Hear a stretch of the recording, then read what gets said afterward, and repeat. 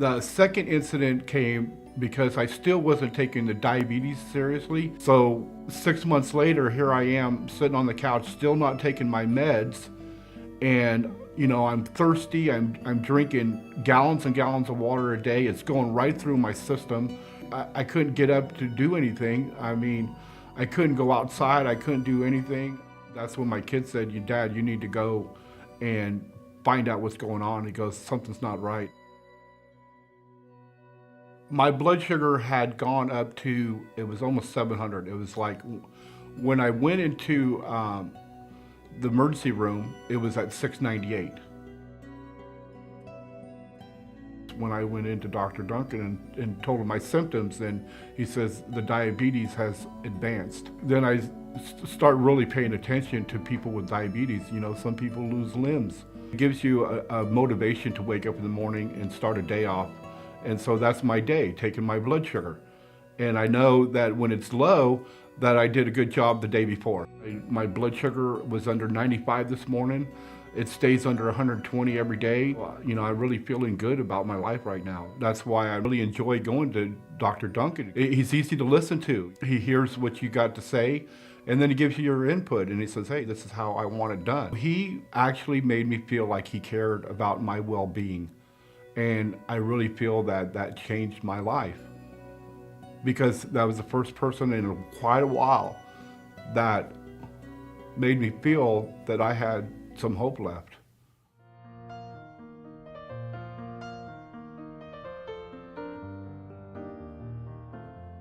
We were kids and found on my mom in the bathroom, and she was OD'd.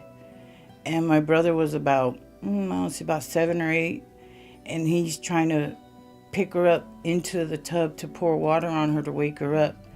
She just stayed in the drug habit, you know? And then once we all started becoming teenagers and stuff, she's the first one who shot me up with heroin. And probably my sisters too.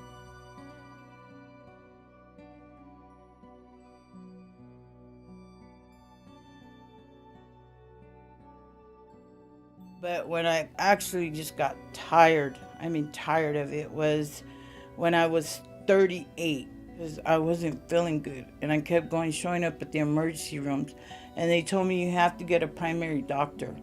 We're going to send you to this clinic across the street. And there I met Dr. Lewis.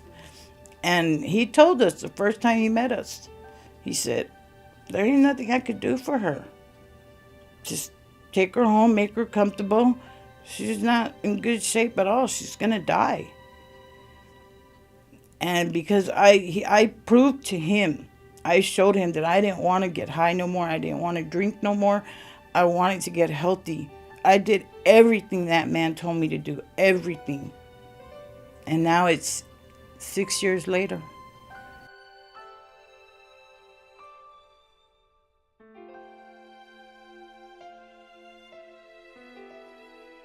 That lady came to my house, so loving, so caring, and just a beautiful person. And it's not about a prescription or medicine. It's about a way of changing your life to do things different, to make you a better you. I was a really bad mom, you know, because I chose drugs instead of my kids. And I didn't want to be a bad grandma. Sorry, I didn't. My mom didn't get to meet none of her grandkids. None of them. Because she died, you know, from being a drug addict. She died in prison. That doctor, you know, telling us, if you want to live, this is what you got to do. And we chose to, you know, get ourselves together. And we're still here. So that's good.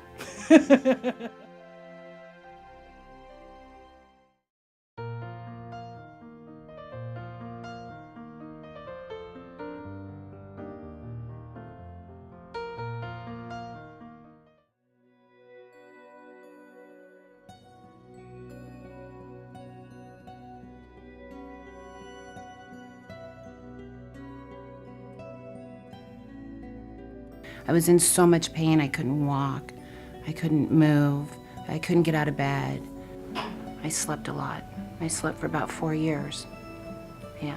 I was on a lot of medication for a lot of different things, and I felt like I needed just to kind of get into my own body healing itself instead of taking a lot of medications. I started working with Nancy. She began working with me, truly listening to me, and I was able to get off a lot of medication and start living again.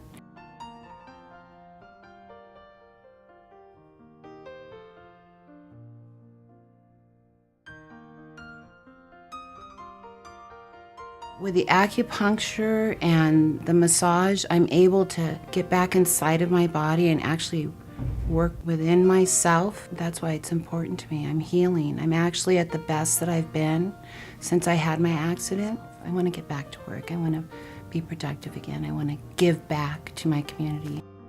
I was broken, horribly broken, and I don't feel broken anymore. And that means so much to me. My kids notice it. My family notices it. I feel it. Not everybody is up here all the time, and sometimes people hit a low for whatever reason, and without the services that allow them to come back up here. I've been on both sides of the fence, and I would like to see everybody be up here. Yeah, for sure.